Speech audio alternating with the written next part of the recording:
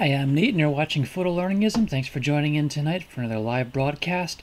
I wanted to touch in tonight on the concept of where do you start photographing. If you're just getting started, you're practicing with your camera or a camera you've had for a while, trying to figure out how it works and trying to figure out a safe place to explore that and become familiar with it and not kind of put yourself in a compromising position. I wanted to get into that tonight. So let's do it.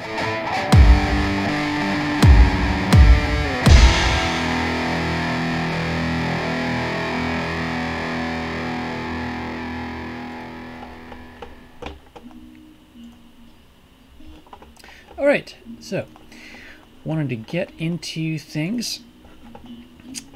Basically, yes, so where do you start shooting? A couple locations that I began, which was very beneficial for exploring and just having a safe environment.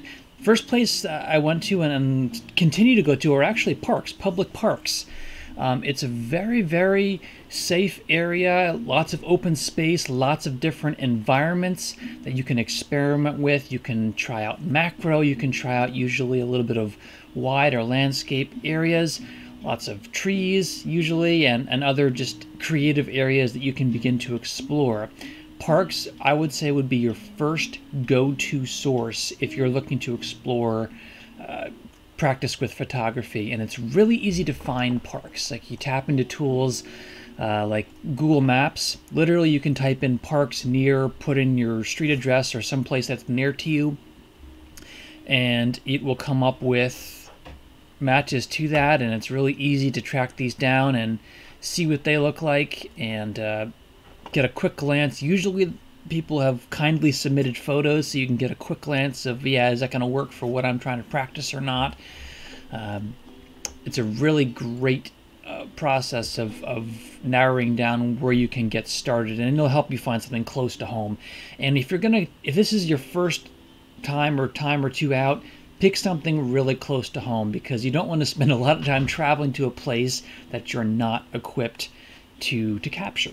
So start someplace local, someplace easy and safe like a park, and they're very easy to find with Google Maps.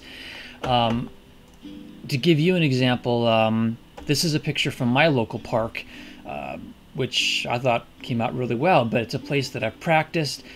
Really, I mean, even if there's some people around, they come and go, they're not going to bother you because it's public domain, it's public property, and you do what you do, and you can comfortably exercise using your camera. So parks are good areas.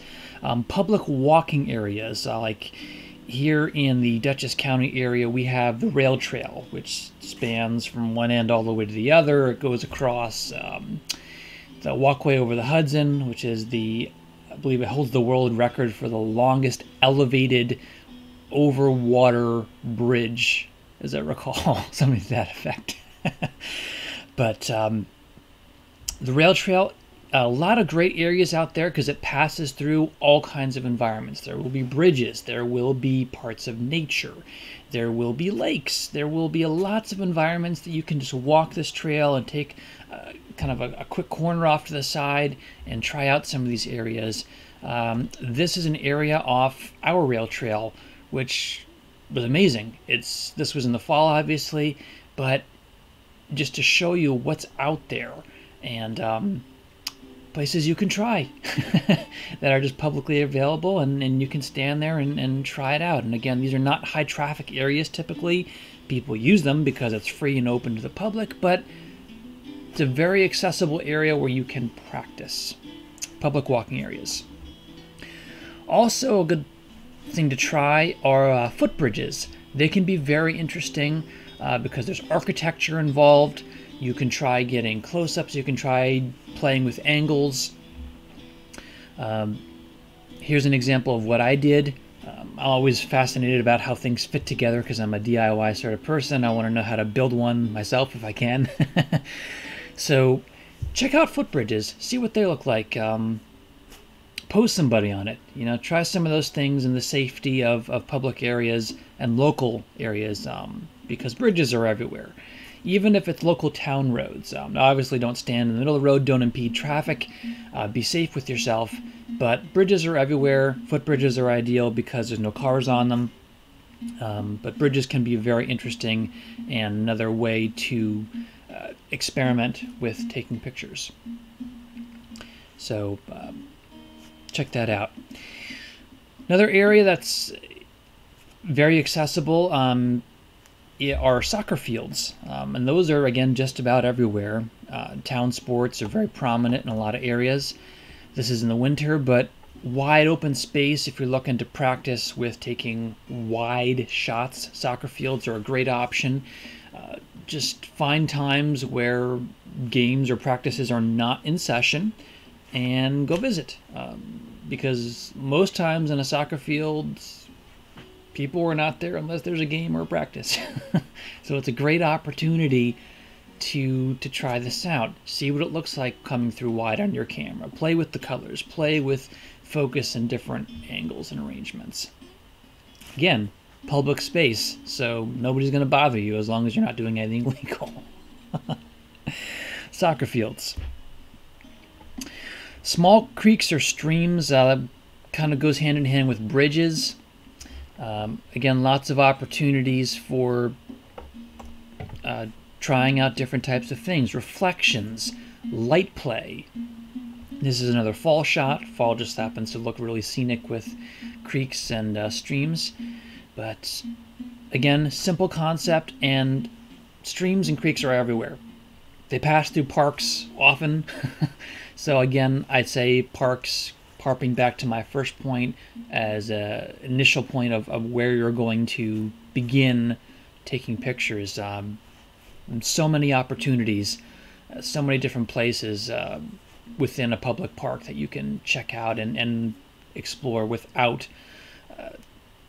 getting yourself into trouble or without putting yourself on the line for too much. You're not paying to get in there.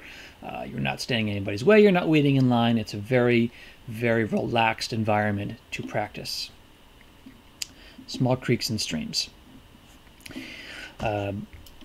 Also, you can tap into local farms, but the caveat to that one is don't do it without permission because it belongs to somebody. So if you're going to do that, definitely reach out to somebody who is able to give you that. Stop in at the office, the main office of that farm, and just make sure that's okay. And a lot of those types of folks are very friendly.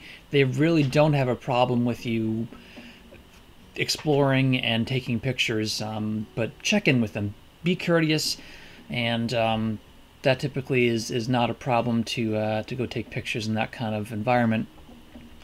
I had that opportunity. And there's some really interesting shots here, like this piece of corn and these paths that are kind of out there in the background. Lots of fun, lots of great areas. A little macro shot of some berries. Can be some really interesting spots because it's wide open and there's nobody out there. So if you have local farms, again, check in the main office, and a lot of them are very willing just to have you carefully explore the area. Can be a great spot to practice some new territory. Another spot that could be very interesting, I mentioned bridges. Go under the bridge if you can. Be safe, of course, but that could be very interesting to look at too. A lot of the main road bridges, they have these kind of really interesting nooks and crannies underneath that you can get to. I'll warn you that it's pretty spooky under there because the cars are going overhead and it just sounds like the world's coming apart above you. But it can be very cool if you have the stomach for that. You see all kinds of things under there. I saw a group of swans going by once. I saw a deer jumping in the river once upon a time. There's some really interesting stuff you can see when you get down there. But again, I'll say, just be safe. Don't do anything stupid out there. And along those lines, I mean, these are, again, great spots that you can begin. I'll hop through them again. We had the parks, we had the public walking areas, you have the footbridges, farms with permission, soccer fields, small creeks and streams, which are just about everywhere. And again, on all of these, look for the public spots. Don't trespass. Don't go on somebody's property. Don't get yourself into trouble with this, okay? Photography is a beautiful thing. Yes, there's going to be beautiful spots that belong to somebody else. Just don't get into trouble. Your reputation is going to follow you wherever you go, and if you're going to start off your practicing, your early learning by getting yourself into hot water with people and their private property, with local authorities, it's going to follow you around. So be respectful in those things, okay? That's why I'm recommending a lot of places that are publicly accessible. And the other reasons for that are, it's actually twofold. Public areas are free and open. If you're going to try to resell those as stock images, you don't have to get permission of what you're taking, because a tree is a tree. It's not built or designed by somebody. It's not the artistic representation or likeness of somebody. So you get a lot of advantages by practicing that way, and also beginning to explore selling your work without any repercussion, because it's your work. You're not reduplicating somebody else's work. So again, be respectful and don't trespass in those areas. If you're unsure about an area, just ask. Google that. If it appears to be close to or near somebody's property, and if you have the courage, ask. People will be honest with you. If they don't want you there, they'll tell you that. And don't, take that past skin deep. Just, we're all trying to explore art, and that's what this is. Just do it safely and be respectful in those areas. And yeah, I've said it a few times here. I'll say it again many times. You're going to find areas where you're going to see, wow, this shot would be awesome if I could get to this height, if I could climb this tree, this mountain, perch myself very precariously in this compromising position. Having kind of explored and looked at a couple different things, don't take chances with your life, okay? It's not worth it. If you're going to go someplace, especially if you're going to be going somewhere that is far from earshot, as some of these places will be, my advice to you would be, let somebody know. If you're married, let your spouse know and carry your cell phone. Let a buddy know, let a brother know. Just so that if you don't come back, somebody knows where to look for you. And that maybe that sounds like overly protective, or maybe that's not a word, but you're taking precautions for yourself. You're going out there all alone, and you want to make sure you come home. That's what that's about. All right. So that's really the opening pieces of this. This can be a very creative field. Sky's the limit, and an awesome place to begin is parks. I go back to the same park many times, and you have the advantage of the changing seasons. Some places it may be very common. Here in the Northeast, we have 4 distinct seasons, and we work through them all, and there's very unique attributes of each one. You have the white of the winter, you have the colors of fall, you have the green of spring, and you have the warmth of summer. There's a lot of different representation, and you can go back to the same spots, and maybe it's going to feel like, gosh, there's nothing new here. Go back every few weeks. Things change. Nature is a recycling pattern. All right? Things are constantly growing, dying, getting absorbed into the soil. It's worth going back and having a new look. Maybe you missed something the first time. Maybe you could rethink or retry a shot that you tried out, went home, looked at it, okay, gosh, that didn't work out. Don't be afraid of going back.